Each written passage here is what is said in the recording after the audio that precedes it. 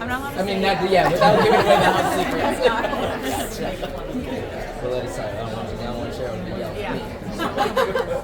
How much, like, are you guys able to turn the gauge obviously a big win in the store. Yeah, for sure. I mean, it's one game. It's a long series. We're definitely not coming in thinking we have the same one. We understand like what happened in game one. We were able to steal that game, but it means nothing. It means they're going to come out even hungrier in game two. It's going to be a battle just like it was the first night, and we definitely want to start out better, play better as a team throughout the game. So we're not in that position. It is the craziest sporting event I've ever been a part of. Watch, like it was crazy. I can't get around.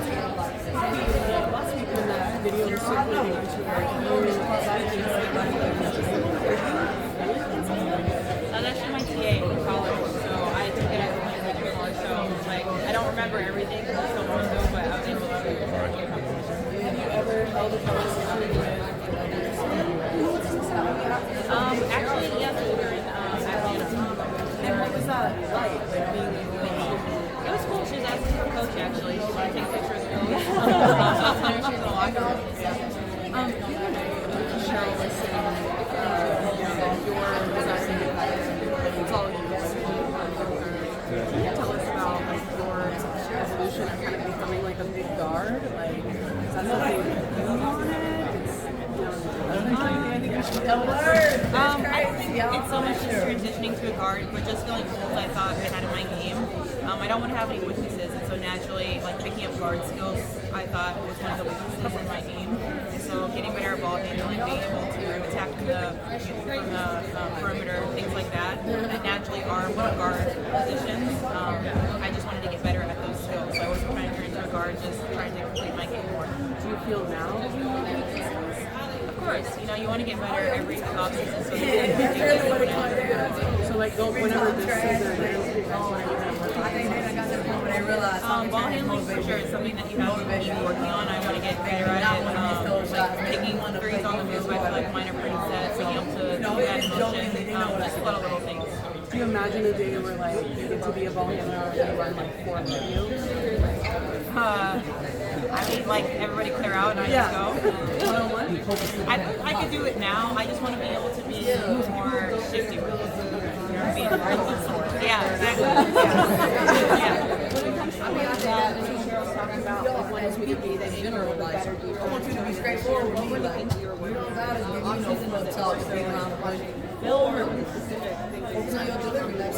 think just angles on one-on-one defense, being really aggressive in that sense. So that was more of what I was working on one-on-one. And is that something that you can? I think that's why you build relationships. Or is it just from a good place?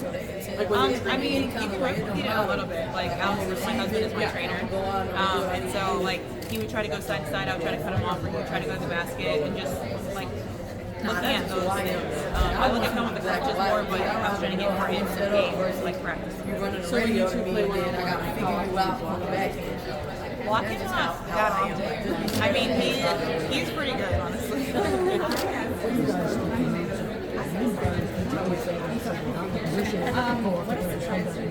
Yeah. I mean, obviously we're happy with our defensive effort. We got down pretty big early and late. So cleaning up those things and then some things on the offense. We were surprised when we got hit in our knowledge was so great. Like that was surprising. It came out. Yeah, it's a huge challenge. Like I said, I've never experienced something like that before. But then also just recognizing how much harder that's going to be too, because they feel like they gave that one away. So the mentality that they're going to come into, we have to match and exceed that. So we're definitely not taking it for granted.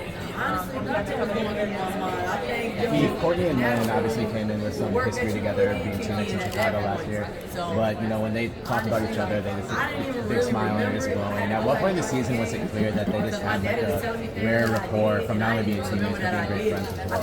I think in the beginning, because they just knew each other from playing with each other, so obviously they were naturally closer before you get to know the rest of the team.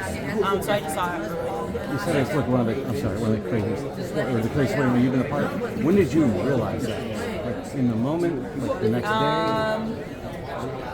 I think after it was done, I mean, in the moment you had crazy things happening, like Courtney's shot, you know, stuff like overtime, just little things like that. But I couldn't really process it until I was at home and just like thinking about it. I actually rewatched the game, and I never do that just because it was such a blur when it was happening. I had to like go process it. That night you watched it? Yeah. The whole thing?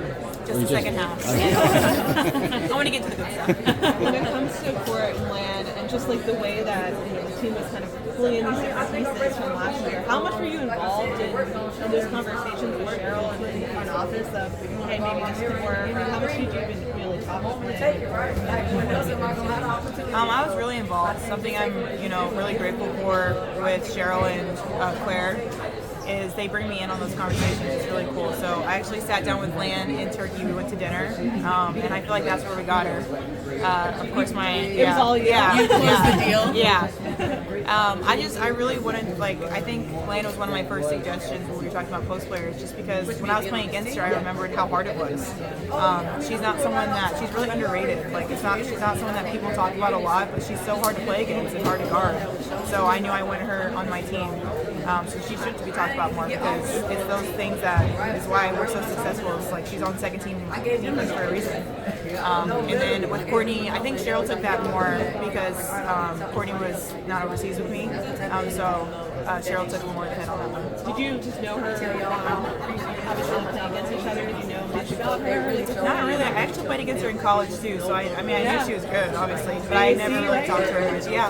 Yeah. Do you feel like, this is kind of a general question, like your sense of who is hard to guard does not often align with what the public perception of who the best players are? I don't know. I mean, I do. Yeah, are you talking about Stewie? No, I'm not talking about any specific. I just mean generally, do you feel like, no, I know she, I think everybody would agree, but I just wonder, sometimes you're in the court and people don't talk about this person, but this is a lot tougher. Yeah, I think it's based on position as well. Like a small guard is way harder for me to guard than say Mac, like when we were playing Connecticut, Marina is harder for me to guard than Bridget was doing an amazing job on her. So I think just things like that. You have different skill sets for different players. I'm long, so it's easier for me to guard longer players. So I think it's based on that. When you sat down and watched the game, when you got to the final 5 minutes, did you find yourself watching it as a player, kind of going over film, or was it more just watching the chaos? Yeah, it was kind of weird. I felt like I was watching it from a dual perspective, because I remember seeing it from my view and then seeing it on TV. It was kind of weird. I just, you're thinking of two things, like what you're thinking in the moment and then what it looks like, because sometimes those are different. So I was just, I was kind of in awe of Courtney, even more so than in the game. Just seeing really the plays that she was making. I told her today, I think it was even more amazing when I went back and watched them living it. Were there any plays that you just didn't even remember because so much happened in that game? Yeah, a couple times when she got downhill, against JJ, she made some finishes at the layup. That's not easy to do. She's really long, and Courtney is a guard. So just stuff like that. Of course, she gets a shot. What makes your team so special? Because you were down 18 points and then 15 points, and then the crowd was very loud. But your team never seemed to be rattled. What makes it so special? I think it's really cheesy, and we've said it all year, but we really just play for each other. Even when we're down in those stressful situations, we're not blaming each other. We're not, going against each other. We really stay solid as a unit, and it allows us to be resilient in that, because we're trying to get through it together. No one's trying to do it alone. No one's trying to blame other people, and so we're able to kind of push through those tough situations. Along those lines, when you guys fell behind early, you never seemed to think, I need to score, I need to shoot, I need to get involved. Is that hard to resist that urge when you are a star player and you're behind and you haven't scored much? I think it's just trusting the process. Obviously I understand that I need to be getting more shots up, but it's also, they need to be good shots. They need to be what the team needs, and I can't just be shooting every shot. And so I try to impact on other ways. And sometimes teams go on runs, and you have to be able to stop it. So I really try to impact on defense and in other ways as well. Does it help that maybe your identity with scores is doing all these other things more than a scorer a long time ago? Is that helpful? Some people are scorers and then they fill out the rest of the game. Is it helpful that you maybe have been an all-around player for a longer time? Yeah, I think so, because if you can impact on both sides of the floor, you're even more valuable. You help your team even more. So I try to be that. People make your shots. If you're coming off the stagger, you Hi, sorry. Just for new fans, I want to know. A lot of people see a lot of inquiries on social about why you guys do the electric slide after the game, how it came about, what's the purpose. Could you just tell people who may not know the history or the reason behind why you guys do that after your game? I don't know the reason. Okay. It was, they did it before I got there. They told me to do it when I got there. I tell other people to do it when they get there. So I have no idea where it started or why. Honestly. Do you know how long it's been in place? No, maybe since the electric slide started. Because that's one of the traditions around here. So I don't know. Thank you. Identify, you're just talking about it it's huge. I mean, the goal is always to try to be on the road, of course, we're going for two. So, yeah, I mean, it's huge, especially like having that mindset going into game two. I think we need to come in even more aggressive because they're thinking the same thing. They want to win one at home. So I think just coming with the mindset that it's really hard, we're going to have to fight the whole time, and hopefully don't get down like we did in the first No, game. definitely. I think because I had such a mixy last couple of years, not really playing well. Yeah, I mean, I felt it from training camp for sure. The energy is different than any other Lynx team I've ever been on. Just the automatic way that we kind of clicked together was different. But I think, like, knowing that we could make a championship run, I would say maybe 10 games in, because the first couple, like, we were playing really well, but it's kind of hard to judge. Everyone is doing well in the beginning or bad. We started 0-6 last year. So it's hard to judge off those initial games, but just the way we were winning and what we were doing, I just knew that we had potential. Hi. As the game progressed, it felt like you guys were making it a lot harder for New York to get into the paint and get those scoring opportunities as compared to the first half. In your rewatch, what sort of stood out the most to you about your defense, especially in the second half? I think just being aggressive. That has always been our mindset the whole year. It's what we've been, really proud of ourselves for, is our defense and being able to take people out of what they normally do.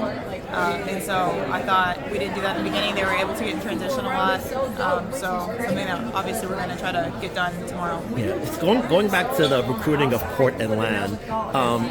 What's the process like of sort of becoming that leader on the court and being that leader that the team can trust when it comes to sort of putting the perfect roster together? I mean, that trust more goes to the coaches, I think. But for on the court, I try to just be the best leader I can by leading by example. I try to be, obviously the hardest work when we're doing anything. I try to be really positive with the team and hold people accountable. So just learning from all the best leaders that I've had in my life and taking those pieces and kind of making it my own. Yeah, and especially in the early part, it felt like as you guys were down big, there wasn't a sense of sort of panic or dread that things were going wrong. How do you guys as a team sort of build that sort of like trust to know that as long as we do what we do, we're going to be A-okay? I think we just put in the work. It's the same as if you have an off shooting night, you're not a bad player. You put in the work. It just, sometimes things happen. So I thought we trusted in, like, we put in the work. We know what we need to fix. We know what we need to clean up. We know what our identity is, and just staying true in that. Thank you. I will be there. USA Basketball had brief interactions with her, not in kind of like close proximity every day type thing, but when I communicated on the court and when I got back, I remember walking away. I really enjoyed it. Was part of the agreement that you call her the we didn't go that far. I didn't know how much she didn't want to be called a She said next year maybe. Yeah, we're working our way. Yes. Cheryl. Go ahead. Sure.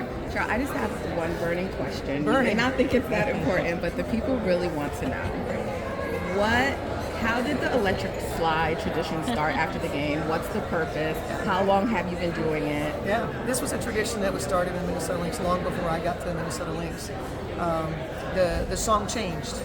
We used to be Jump On It, Patchy, if you remember the song. Courtney was telling us, and she said she switched it, like she told y'all. We did. Okay. Well, no, Courtney didn't switch it. Okay. It was before Courtney got here we switched it because the lyrics were some that became problematic.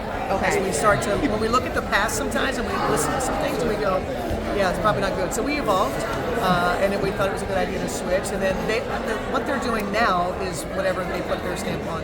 That's a tradition that's long been in Minnesota Lynx thing before we all got here. Okay, thank you. Yeah, you're welcome. I wanted to actually ask you about the culture of Minnesota. This summer, you were obviously with USA Basketball talking about how you inherited a lot of that culture as the head coach.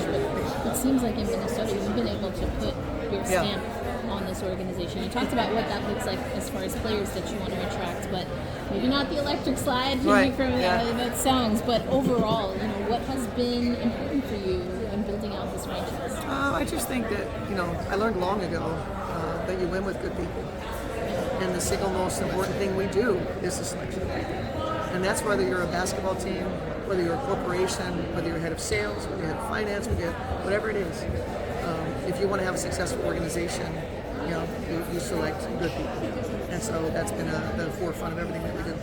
And when it comes to that, how, if at all, have things changed as you have evolved and changed? You keep alluding to in 2011, I might have reacted like this, or might have reacted like that. Are you able to bring people along that help you in the growth areas that you want to focus on? I don't have necessarily a coach, if you mean like a professional coach. What I like to do is, I'm observant. I'm observant of my own behavior. I'm observant of times that I look at and I go, I don't really want to do it. I don't really want to. And it's just maturity. It is. It's emotional maturity. And it's been a journey for me.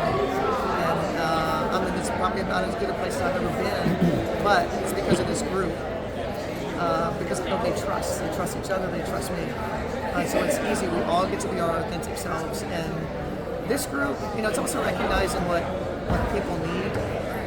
This group doesn't need me to be like I was in 2011. They don't need all that. Referees might need it. I've never thrown my blazer because of the players. Anything else?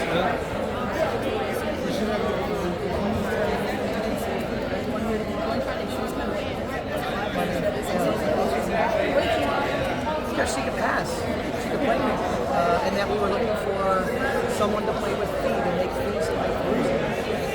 That could get her own shot. That if you now have to go to court, now fees the beneficiary. So we wanted a more lethal team. Believe that she could do it. I don't know. You have to ask her. We just did it. She signed up for it. She's never wavered in it. I've had to kind of consider there are some things, the life of a point guard, that is hard, like whether it's bringing the ball to the court, thinking of a play, it's a hard life. And if that's not innate to you. So we've had to kind of adjust, and we've kind of had to meet her in places. Hey, you know what, can I do this instead? Okay, yeah, you can do that instead. We have some non-negotiables. Nope, you got to do this, but then you let us know. And so I think that kind of give and take and understanding that it isn't her full-time life, where it wasn't her full-time. It is now. But I just think that there's a trust there. She trusts us. There's just we're putting her in, and she communicates back to us. And we try to...